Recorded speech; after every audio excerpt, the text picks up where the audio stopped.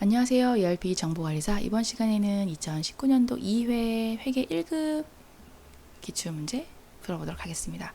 네, 첫 번째 문제. 자, 다음 중 클라우드 ERP와 관련된 설명으로 가장 적절하지 않은 것은인데요. 네, 클라우드를 통해서 ERP 도입에 관한 진입 장벽은 상당히 낮아졌어요. 낮아졌다. 네. 네, 이제 클라우드 ERP가 이제 기존처럼 서버를 회사에만 이제 일정한 장소에만 두고서 그 회사 안에서만, 회사 내에서만 쓸 수 있는 그런 구조가 아니라 이제 서버라는 자체가 ERP 회사에 있고요.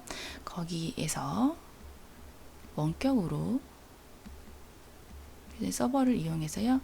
이제 인터넷이나 이런 걸 통해서 이제 원격으로 어디서든 할 수가 있는 구조가 됐습니다. 그래서 이 부분에 대해서는 ERP 도입에 대해서 상당히 쉬워졌어요.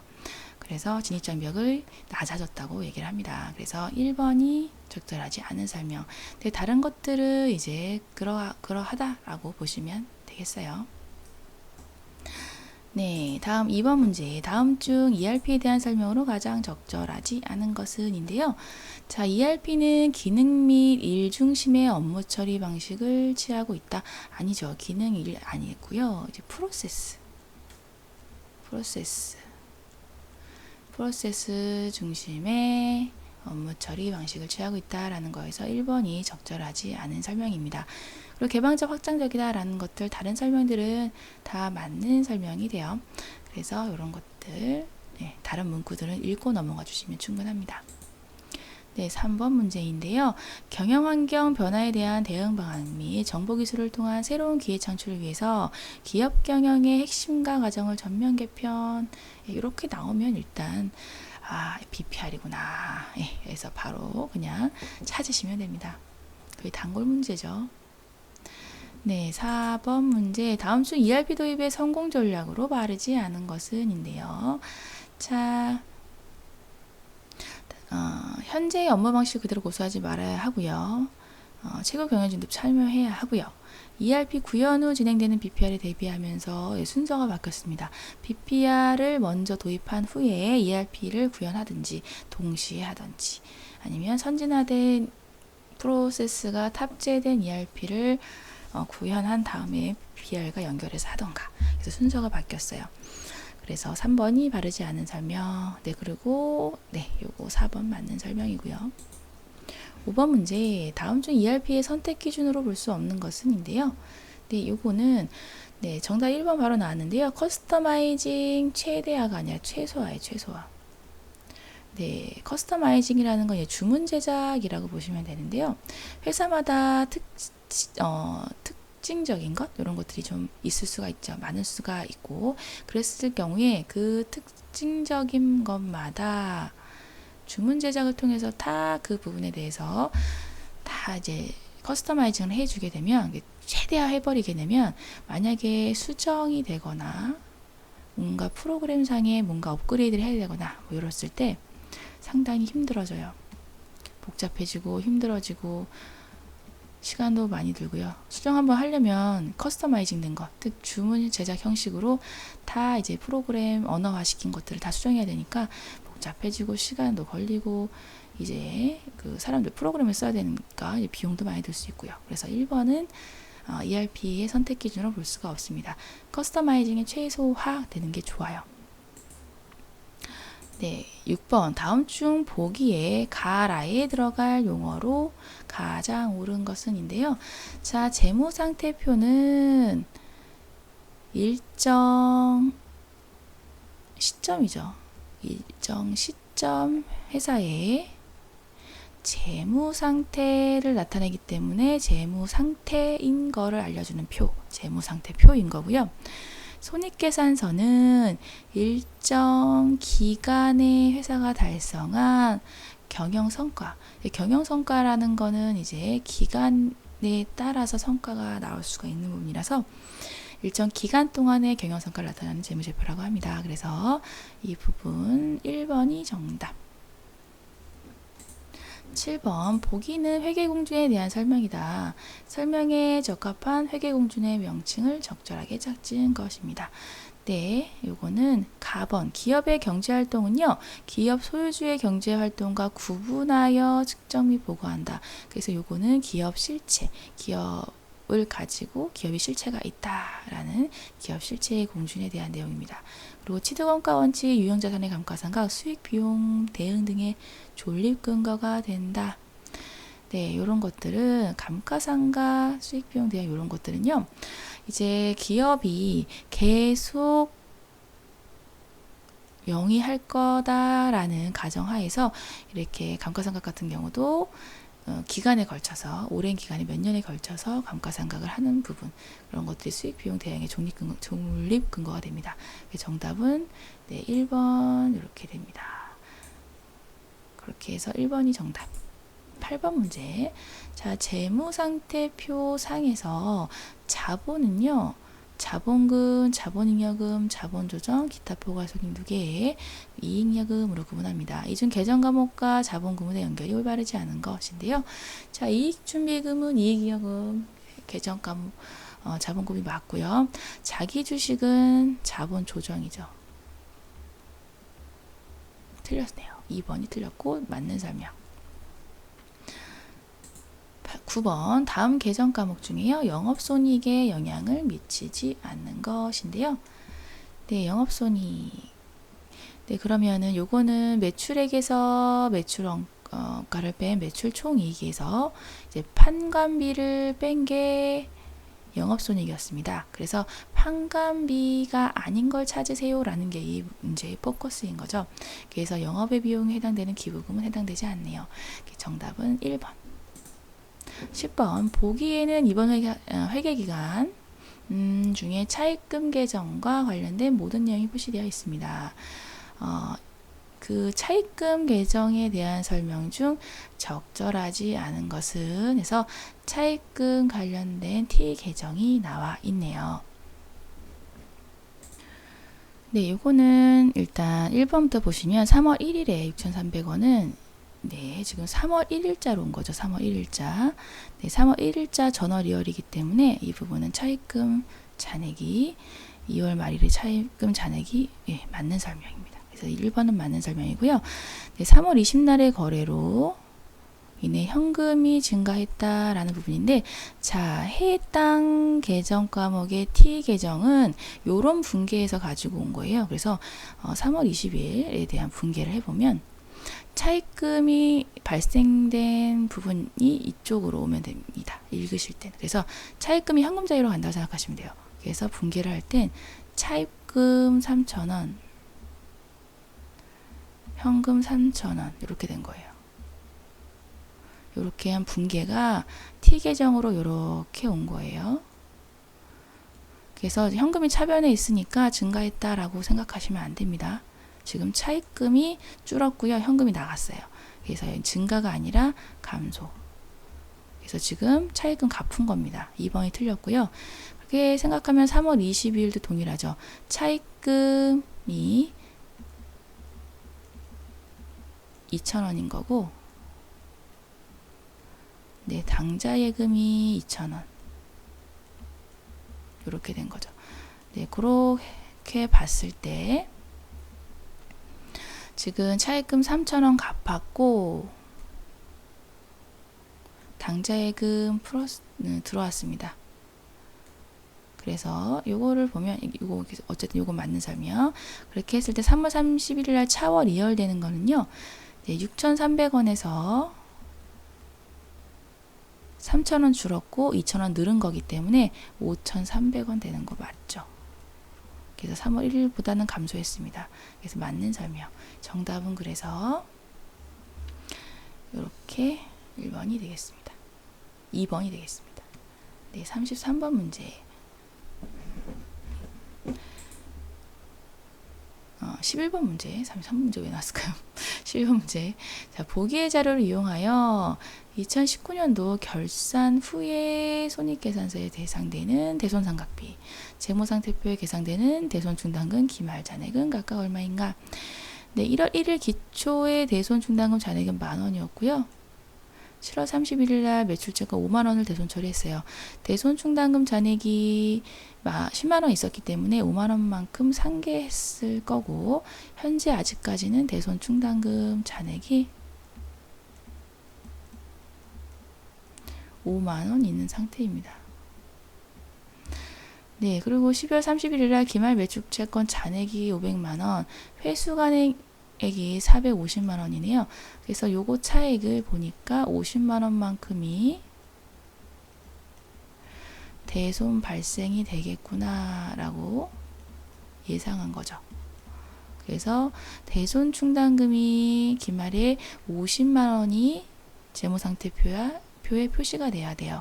그래서 현재 잔액 5천 원이 있으니까 나머지 45만 원만큼 대손 충당금 계정으로 두시고, 차변에는 대손 상각비 이렇게 해서 45만 원에서 비용 계정으로 이런 분계를 기말 수정 분계 해주시면 됩니다. 정답은 네, 요거 3번이죠. 기말 잔액이죠. 예, 분계를 묻는 게 아니니까. 네, 문제를 잘 읽어야 돼요. 문제가 좀 치사했다. 네, 대손 상각비는 요건데요. 네, 그 기말 잔액은 50만 원이어야 되는 거죠. 네, 요거네요. 4번. 네, 참 속기 쉬운 문제였겠어요. 정답은 4번입니다. 12번. 자, 다음 보기 자료를 이용해서요, 계산한 2009년도에 손익계산서에 표시될 대손상각비의 한입액은 얼마인가 인데요. 한입액. 자, 보겠습니다. 네. 8년도 말 회사는 거래처의 파산 등의 사유로 보유하고 있던 200만 원의 매출 채권 중에 3%가 회수 불가능할 것으로 판단을 했네요. 그래서 말에 일단은 200만 원에 3%니까 6만 원 이렇게 해서 8년도 기말에 대손 충당금 설정을 했었습니다. 그리고 9년도 중에 거래처 동안의 매출채권 2만 원이 회수 불가능할 것으로 확정되었네요. 그러면 6만 원 대손 충당금 있는 거에서 2만 원을 뺐으니까 현재 대손 충당금은 4만 원 남아 있습니다. 네, 9년도 말에 거래처의 파산 등으로 보유 중인 300만 원의 매출채권 중에서 1%의 대손을 추정했어요. 그랬을 경우에 300만 원의 1%니까 3만 원 추정했죠. 그러면은 대손 충당금 4만 원이 남아 있는데 기말에는 3만 원만 있으면 되는 부분이니까 만 원만큼은 환입하면 되겠네요. 네, 그래서 만 원만큼 대손 충당금 환입을 합니다. 2번이 정답이네요. 네, 13번 문제. 다음 중 자본 항목이 아닌 것은 인데요. 주식 발행 초과금 네, 맞고요. 매도 가는 증권 평가 이익도 기타 포괄손익 누계액 항목 맞고, 주식 할인 발행 차금도 네, 이것도 자본 항목으로 해서 네, 요 1번은 자본 잉여금 쪽이고, 네, 기타 포괄손익 누계액, 기타 할인은 자본 조정, 투자자산 처분이익 이건 영업의 수익이 되는 거니까 투자자산 처분이익이 해당이 안 되네요.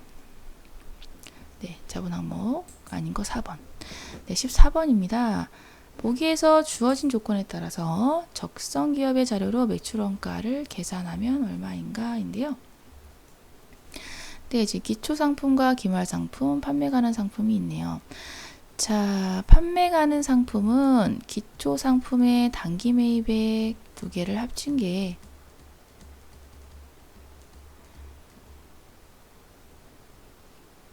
판매 가는 상품이에요. 그래서 매출원가는 네, 그냥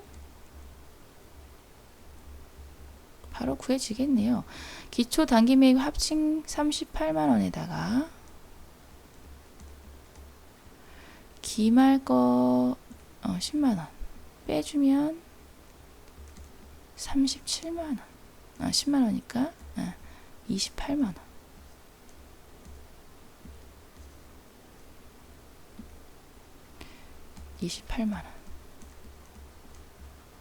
정답은 3번 고르시면 됩니다.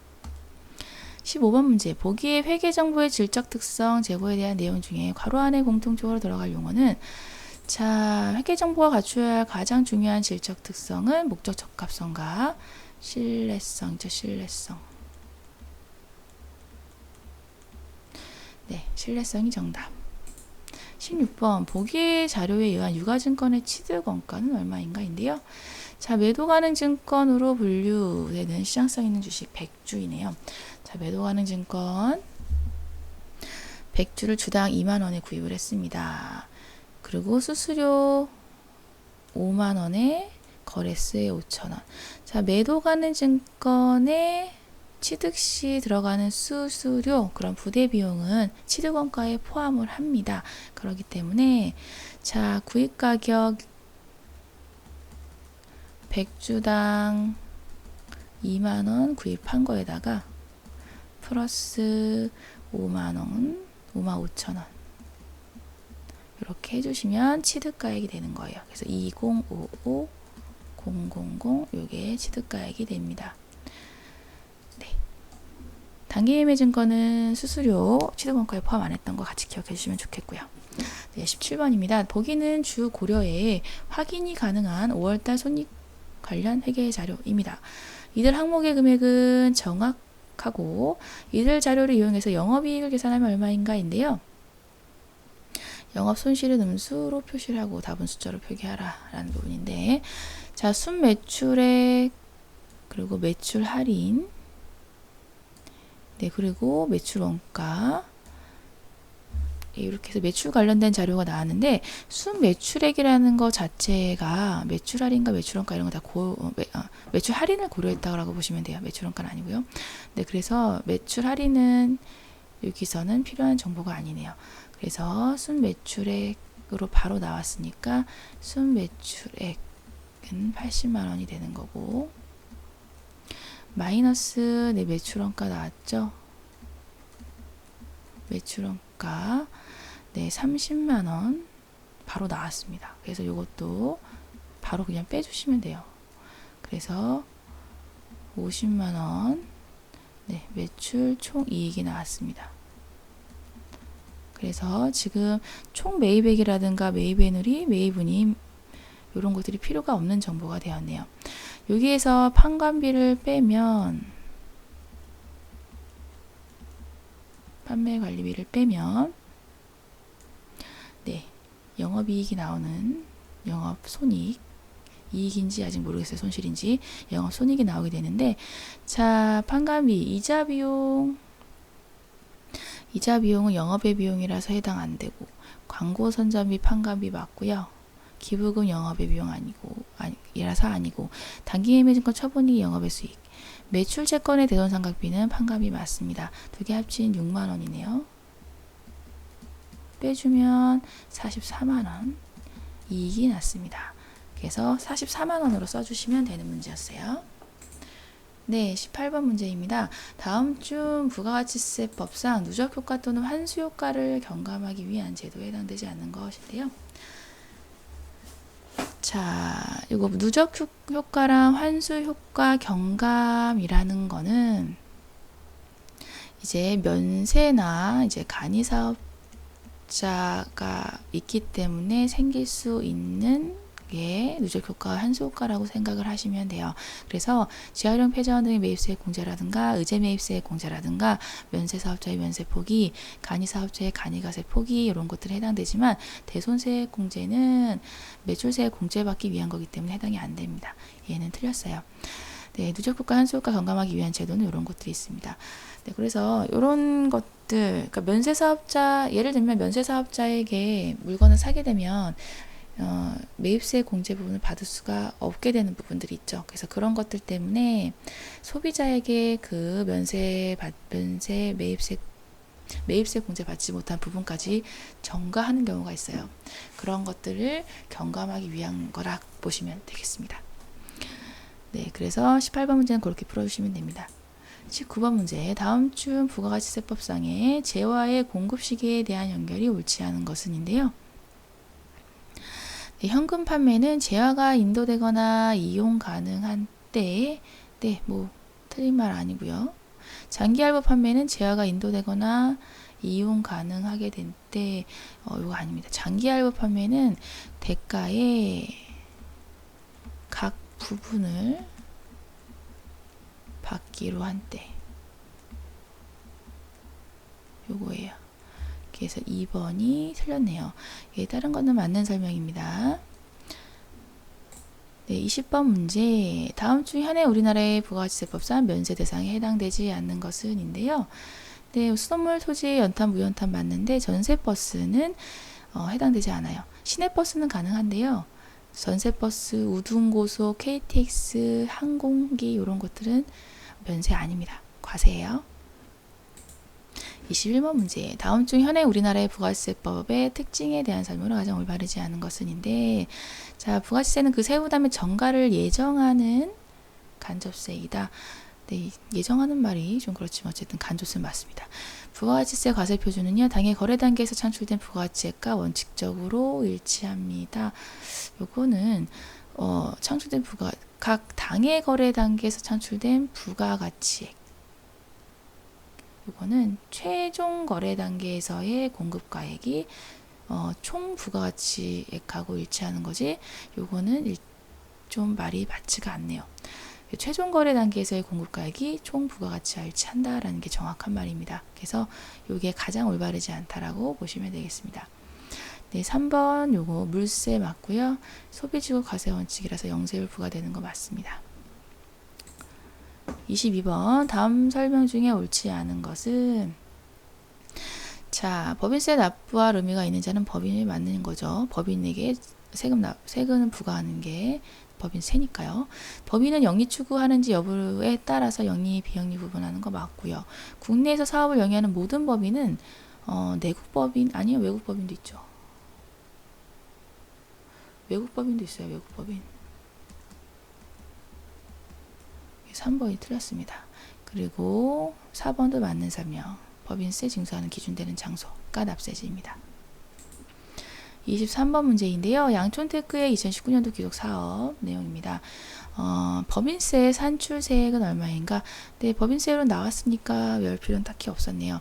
그리고 사업연도도 1년이에요. 뭐 월할 계산할 필요도 없고 과세 표준에 따라서 그냥 계산만 하면 되네요. 네, 그렇게 해서 지금 보면 제 2억 이하는 10%니까 2억 곱하기 10% 플러스 1억 4천 곱하기 20% 이렇게 하면 되는 부분. 근데 이렇게 하면요 10, 100점, 만, 10만, 100만, 1000만, 50억. 어우, 죄송합니다. 단위를 잘못 봤습니다. 어우, 10몇 억인데. 34억인데 제가 감이 줄였네요. 네, 34억이 34억. 34억입니다. 아이고야. 네, 그래서 일단은 2억까지는 어차피 10%니까 이렇게 플러스 32억 곱하기 여기 안에 들어가 있으니까 20%. 네, 그렇게 해서 더해 주시면요. 660 000 000 어우, 6억 6천이에요. 네, 2번 이렇게 구하시면 되겠네요. 네, 다음 문제 24번 문제. 부가가치세법상에 둘 이상의 사업장이 있는 사업자가 본점 또는 주사무소에서 총괄해서 사업자 등록 세금에서 발급, 신고 및 납부할 수 있게 하는 제도, 신고랑 납부까지 다 할 수 있는 거니까 얘는 사업자 단위과세구나 라고 해서 맞추시면 됩니다. 만약에 신고는 각 사업장에서 하고 고유 업무는 각 사업장에서 하고 납부만 총괄한다 라고 하면은 총괄 사업인데 지금은 신고, 납부 다 할 수 있는 거라서 사업자 단위과세 제도를 택하고 있는 거네요. 25번 다음 보기의 내용에 괄호 안에 들어가야 하는 용어를 4글자, 글자까지 좋습니다. 우리나라의 법인세법의 법인의 소득은 계속하여 발생하므로 조세 수입이 적시에 확보하기 위해서는 일정한 기간 단위로 소득을 구분해야 합니다. 이렇게 소득을 구분한 일정한 기간을 사업연도라고 얘기하죠. 그래서 정답은 사업연도. 26번인데요. 자, 보기의 항목들 중에서 송금 항목에 해당하는 항목을 골라서 그대로 쓰세요. 네. 송금 항목인데, 네, 지금, 임원 상여금 한도 초과액은요, 네, 송금 불산입. 기부금 한도 초과액도 송금 불산입. 그리고 업무 무관 경비도 송금 불산입. 한도 초과 송금 불산입. 요거네요. 양도자산의 양부가액, 장부가액.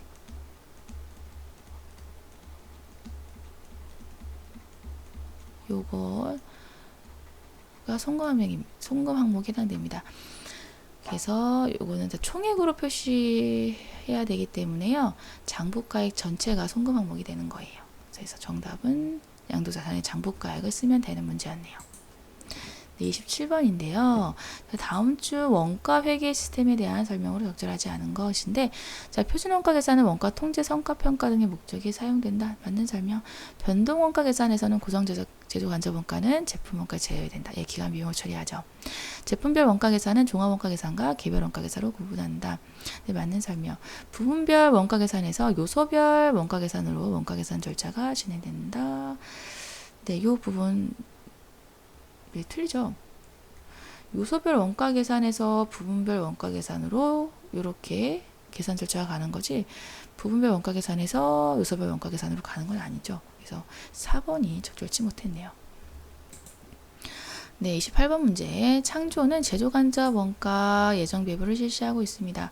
실제 제조 간접 원가 발생액이요. 3천, 실제로 3천. 제조 간접 원가 배부 차이 과소가 20원이었습니다. 그래서 제조 간접 원가를 예정 배부하는 시점에서의 분계로 적절한 것인데요. 지금 과소 배부됐다는 건 실제보다 예정이 적게 됐다는 거예요. 20원. 3,000원이고 얘는 2,980원이라는 얘기죠. 그래서 예정 배부 시에는 네, 이렇게 분계가 되죠. 1번이 정답. 29번 문제. 자, 보기는 표준원가 계산을 적용하고 있는 주 남산의 예상과 실제 원가 자료입니다. 네, 실제 산출량에 허용된 표준 노동 시간과 표준원가 배부액은 얼마인가요? 라는 부분인데요. 네, 예산 수립과 실제 발생 부분이 있어요. 그래서 지금 제품 단위당 표준 직접 노동 시간은 네, 주어져 있고요. 네, 실제 산출량에 허용된 표준 노동 시간, 표준 원가 배분액이죠. 그래서 실제 생산량에 허용된 거기 때문에 실제 생산량 1600개 허용된 2시간입니다. 그래서 요거는 실제 산출량에 허용된 표준 노동 시간은 1600개 곱하기 2시간. 그래서 3200시간이네요. 네, 그래서 표준 노동 시간은 3200시간 이렇게 돼서 2개 중에 하나이고요. 이제 표준 원가에 배부되는 것이 얼마인가 라고 하면, 자, 지금 직접 노동 시간 3000시간이고요. 직접 노무 원가는 네, 30만 원입니다. 그래서 요 2개를 가지고요. 직접 노동시간 관련된 노동시간 대비 단위당 원가를 알 수가 있죠. 3000시간을 나누면 네, 임률이 표준 임률이 100이에요. 임률 이렇게 나오죠. 그랬을 경우에 표준 노동시간 그리고 표준 임률이 이렇게 나왔습니다. 이렇게 되면 네, 3200시간 곱하기 표준 임률 100 320000 이렇게 되죠. 4번이 정답. 이렇게 해서 구하시면 되겠네요. 네, 30번 문제. 보기는 원가의 분류에 대한 설명입니다. 가 부분에 공통적으로 적합한 용어인데요. 자, 원가는 자산화 여부에 따라서 제품 원가와 기간 원가이고요. 판매비와 관리비가 기간 원가, 변동 원가 계산에서의 고정 제조 간접 원가가 기간 원가죠. 네, 기간이네, 기간. 네, 정답은 기간입니다. 네, 그리고 31번 문제. 자, 다음은 제조 원가 계산에 대한 설명이다. 가 부분에 공통적으로 적합한 용어는, 자, 제조 원가 계산 중에서 부문별 원가 계산에서는 부문 개별 원가를 각 부문별로 집계하는 것으로부터 시작하고요. 원가 계산을 위해 여러 단계의 배부 절차를 진행하게 됩니다. 부분별 원가 계산의 배부 단계 중에 배부 방법으로 직접 배부, 단계 배부, 상호 배부법을 사용하는 단계는 가 부분 원가를 가 부분에서 나 부분으로 배부하는 과정이다 라는 건데, 네, 요거는 그 중에서 가에 대한 내용이네요.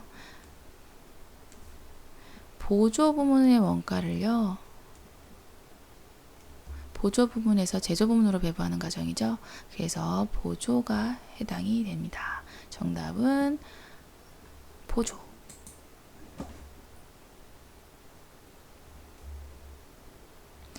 네, 32번. 한강은 체중기를 제조 판매하고 있고요. 2018년도에 2200개 단가 3,600원에 판매했다. 2018년도 원가 자료가 보기와 같습니다. 손익분기점을 달성하려면 매출량을 몇 개로 해야 합니까? 라는 부분인데요.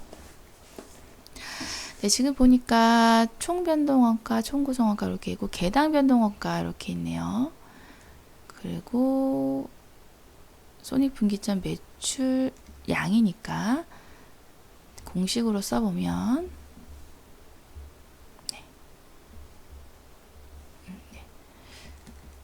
손익분기점 매출량이네요. 매출량. 그래서 요거는 총고정원가 360만원 요거를 공원이익으로 나눈 건데요. 공원이익은 단위당 변동 원가 해당되는 1,800원 요거가 단가 3,600원 매출액을 단위당 매출액을 뺀 금액입니다. 그래서 매출액에서 변동비를 빼주는 게 공원이익인 거예요. 그래서 손익분기점 매출량은 매출액분의 고정비분의 공원이익입니다. 공식 반드시 숙지해 주셔야 되는 부분. 그래서 2,000개 이렇게 되네요. 정답은 2,000 써주시면 되겠습니다. 2,000 개까지 안 써도 돼요. 괜히 헷갈리시라. 2,000만 쓰시면 돼요. 네, 그래서 32번 문제까지 풀어봤습니다. 그래서 원가 쪽, 그래도 원가관리회계 쪽이 계산 문제가 많이 줄어서 그래도 풀만 하니까요. 원가 쪽도 포기하지 마시고 좀 문제를 좀 부지런히 같이 풀어봐 주셨으면 좋겠어요. 네, 이번 시간도 수고 많으셨어요. 감사합니다.